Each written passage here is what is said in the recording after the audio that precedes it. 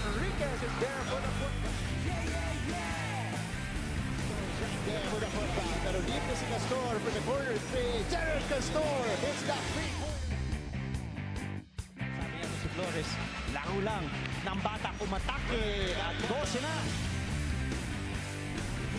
Soriano fronting on Wolverine. Sidney on Wolverine throwing up a triple. Joseph is not known as a three-point shooter. Pero itong si Cross. Hirap mapasok ito ng Letran Heights. Si Andoy Estrella at may foul na tinawag dito. Castigaro completes that backdoor play.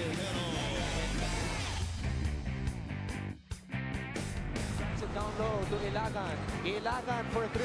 Ilagan is on fire. Longest of three. Kinamitan pa ng bantay. Lista mo na.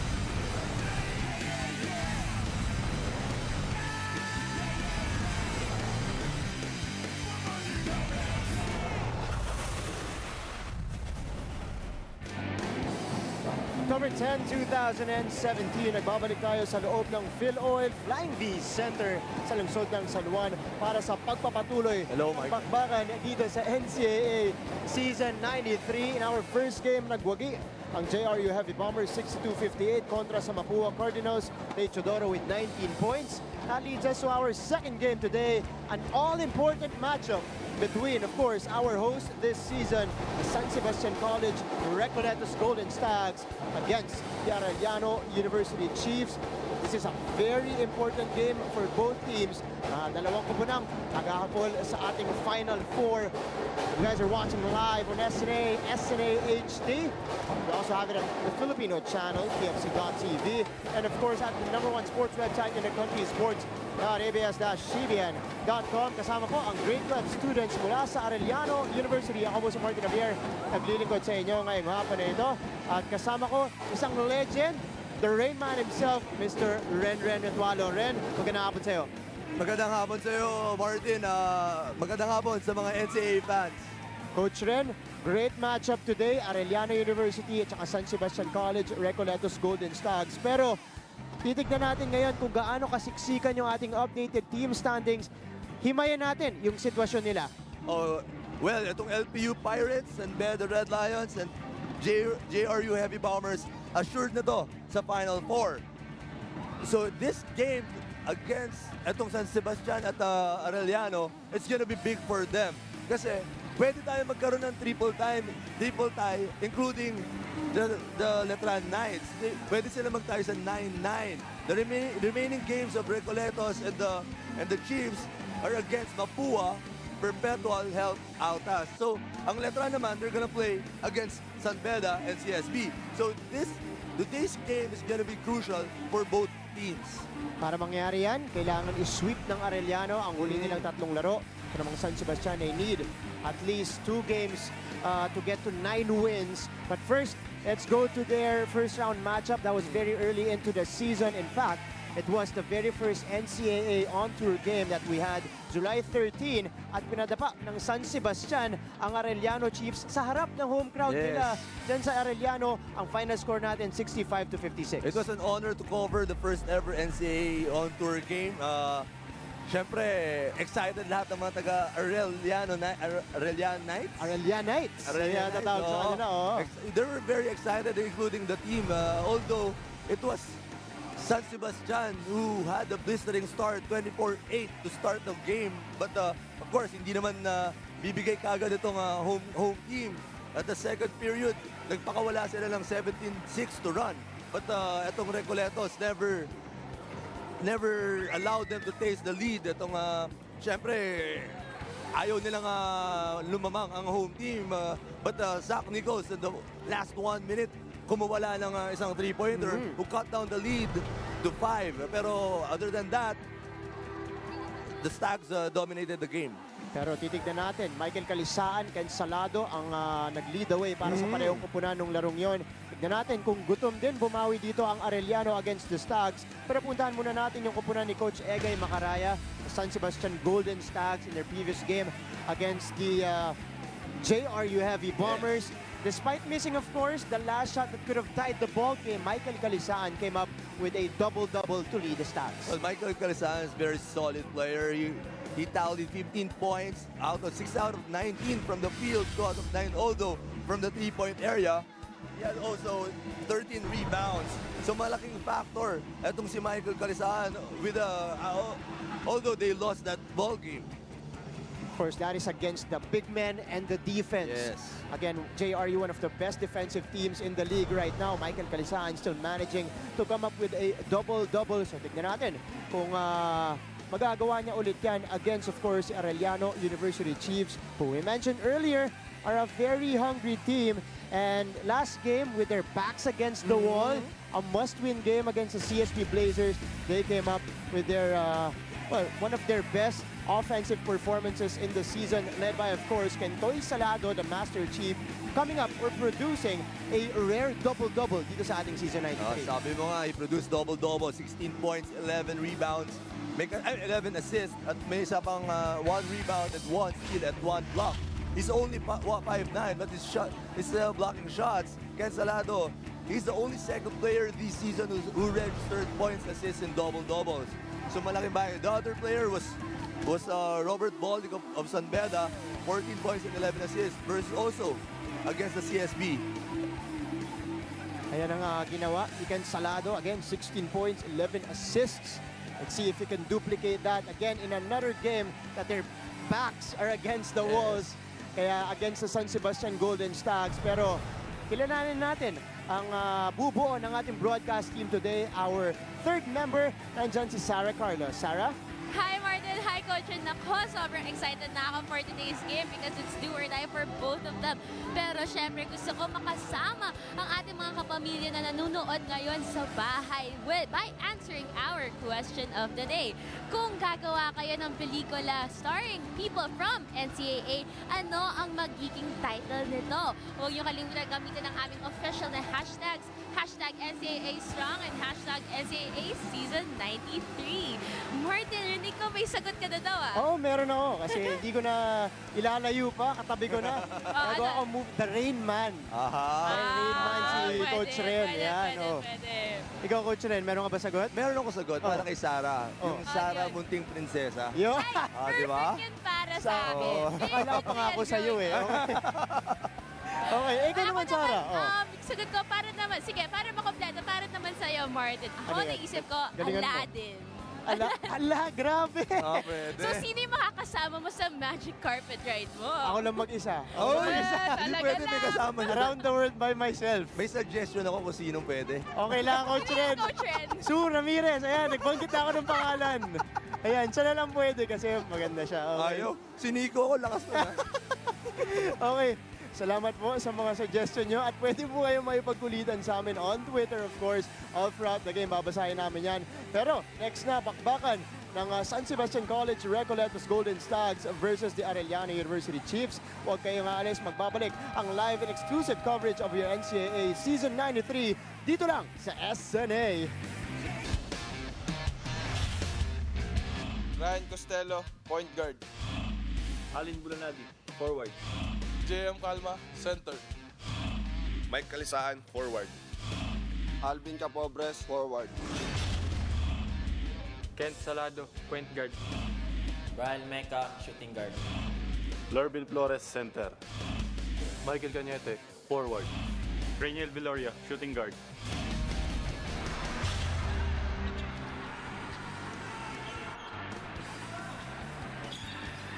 Balik tayo sa loob ng Phil Oil Flying V Center, and let's now meet the starters for both teams. For San Sebastian, we have Ryan Costello, their captain, Alin Bulanadi, J.M. Calma at center, Michael Calisaan, and Alvin Capobres starting today for Coach Egay Macaraya. Sa kabila naman, we have the Master Chief, Kentoy Salado with Rainiel Viloria, ang kanyang best friend sa team. Si Lorvin Flores at center, Cañete, Brian Meca, completing the 5 sa mga veterano. Ang nagsimula dito ni Coach Jericho Deñara. Again, this is day 36 of your NCAA season 93. Mark Navier with Coach Renren Retualo and Sarah Carlos at courtside. First possession goes to the Arellano University Chiefs. Coach Ren, napag-usapan natin yung sitwasyon. Yes. Dalawang kuponang ito. Oo. Ngayon, ulitin lang natin, Arellano needs to win all 3 games. Yes. For them to To tie with the Stags and the Letran Knights. Kasi pwede sila lahat mag-tie itong tatlong teams na to, which Letran, San Sebastian, and Arellano at 9-9. The lower, kasi magiging quotient system to. Kung sino yung mas mababa or dalawang mababa, mag-playoff sila. So waiting yung higher quotient. So kung sino manalo dun sa dalawa, they're gonna play the higher quotient for a playoff for that 4th spot. So nagbabadyang kagulo dito sa NCAA Yes. season 93 as both teams trading baskets to start off this game. Here's Salado. Oh, Mecca with a follow-up.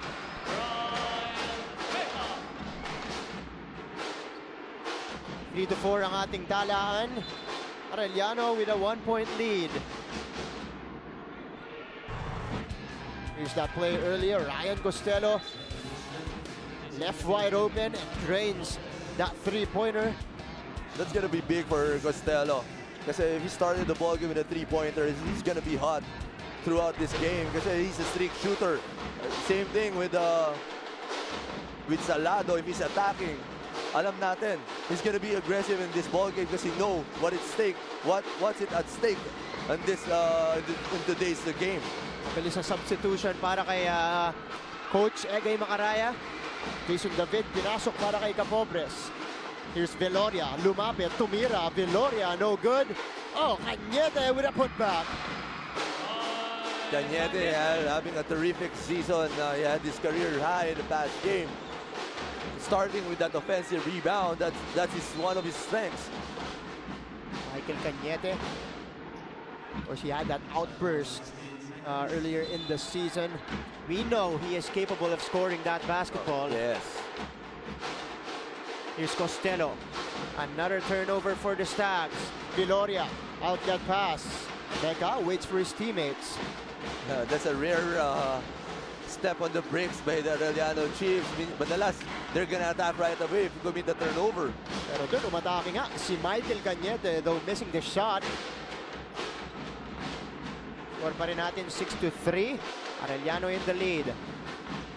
David losing the ball. Mecca to the wide open Salado. The Master Chief gives them the 5-point lead. If he's guarding you, you can't relax. Etong si Kent Salado, he's always there pressuring that basketball. And offensively also, you can't relax because he's gonna attack you. Nga, nung huling possession, nasundutan si David ni Salado.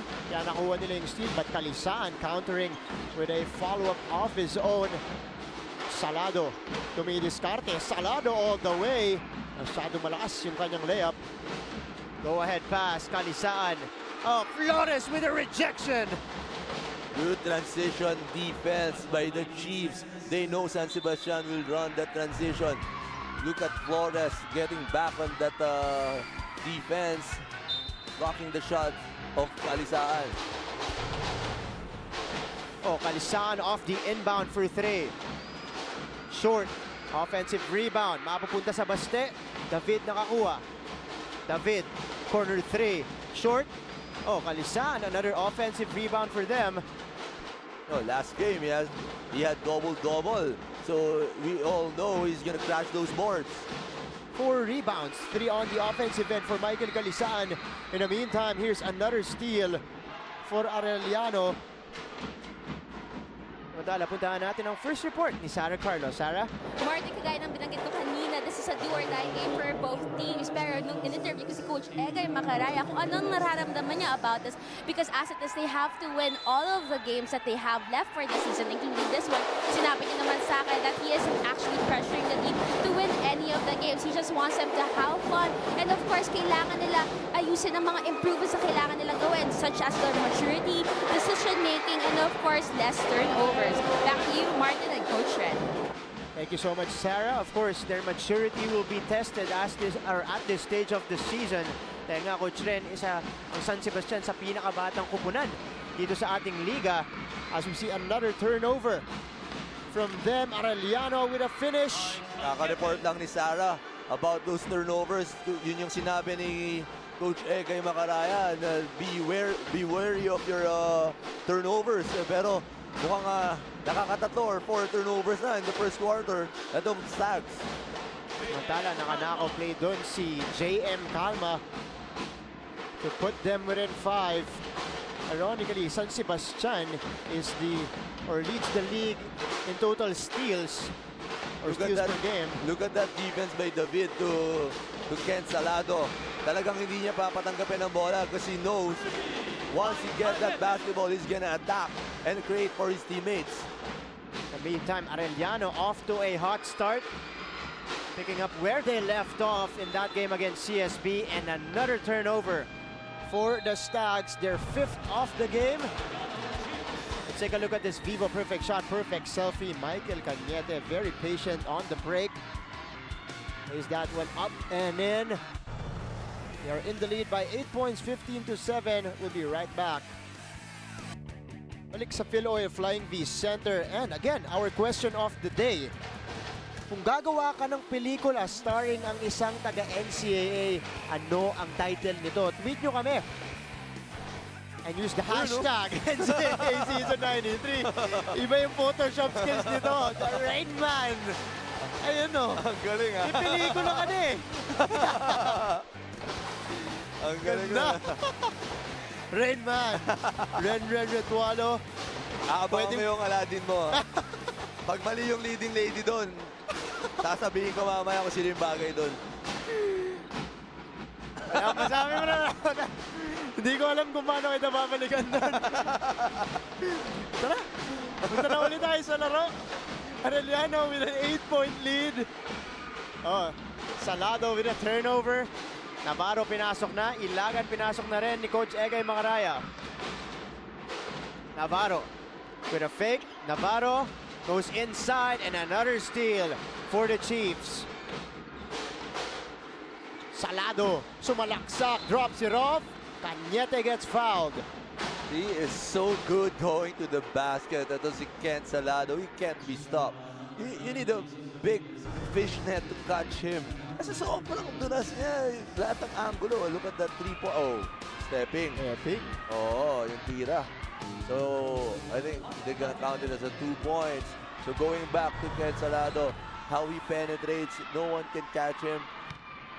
Walang makaharap sa kanya. I mean, no one can stay in front of him. You have to like have a team defense talaga na kailangan mong may sumalubong talaga. At pwedeng one-on-one. Pwedeng one-on-one. He's gonna drive. Kahit i-double mo, kaya pa rin yung pumenetrate eh. Or Ken Salado leading the league in scoring, tied with CJ Perez at 18.9 points per game. Yung 5'8", 5'9" guard na yan, very, deceiving. Yes. Itong si Salado. Another steal for Arellano. Viloria gets fouled on the break by RK Ilagan. I think that's the second steal by Ken Salado. He's always there. Touching that basketball, you have to protect that. Kundi, aagawan ka yan. Turnovers piling up para dito sa San Sebastian. 7 turnover. 7 turnovers already. 4 minutes. 4 minutes 30 seconds in the first. Wow. A lot. Yun pa naman ang bilin na bilin ni Coach Egay to take care of that basketball. I think that's gonna be their #1 priority in the second quarter because Arellano will take advantage of those turnovers. Viloria goes 1 out of 2 to give them the 9-point lead. Kalisaan. Hand off to David. Against Salado. David, binigay sa labas kay Kalisaan. 9 seconds to shoot. Another swipe by Salado. The Master Chief on the run and he converts. Third steal by Ken Salado. Akala mo na iiwan mo na siya, but he's always there. Behind you or beside you. Pressuring that basketball. That is the 8th turnover for the Stags. And underneath, we have a foul on Michael Cañete. Milo Nutriap, galing move off the corner. Take a look at that swipe. Nakaw ni Ken Salado. And converting on the other end. This is now an 11-point lead for the Arellano University Chiefs. The biggest so far at 18-7. His reaction itong si Ken Salado, I'm sure slow-mo lahat to. But that slow-mo move by Enzo Navarro was so effective against the tall guys of Arellano Chiefs. Smallest guy on the floor, penetrating that time.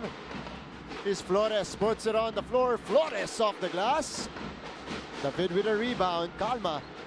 Binigay kay Navarro. San Sebastian looking to trim this lead before we end the first. Side steps and back-to-back baskets for Enzo Navarro. Like I said earlier, Enzo Navarro making a difference with that. Yung kanina slow-mo, ngayon mas slow-mo pa. Sabi nga ni one of our assistant coaches, Coach Tanichi Eturi, you don't have to be fast or quick. You just have to be in the right place at the right time. Yun yung ginagawa ni Enzo Navarro. Ito ulit siya. Ito, binigay niya sa labas. Ilagan. Wala. And Capobres right there for the stick back.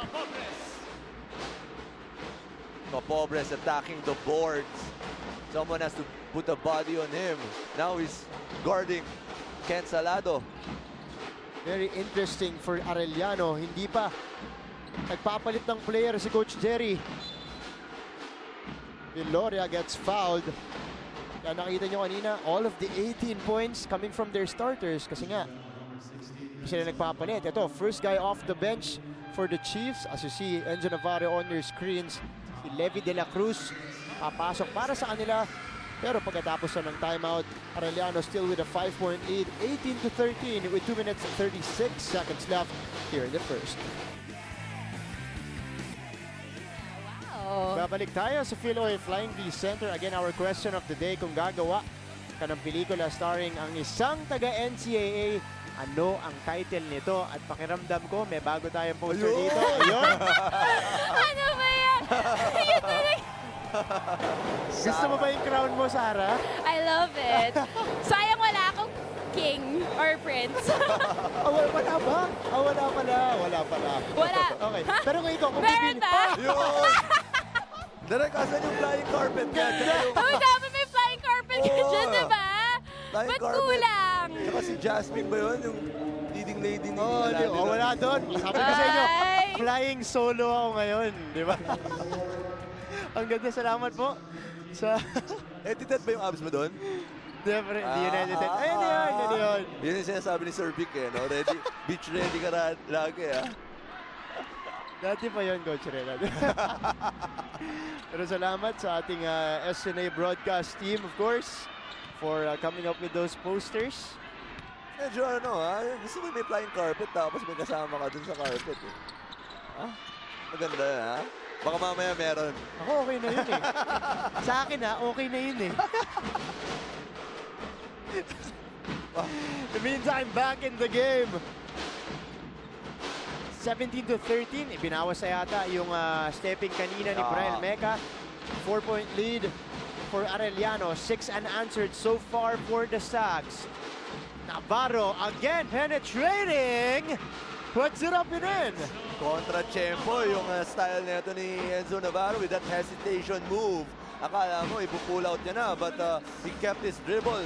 He penetrated on the left side pa rin and finishing with his right hand inside, in front of the basket. Kumbaga sa volleyball, off speed, but Daniel Viloria bumawi naman doon.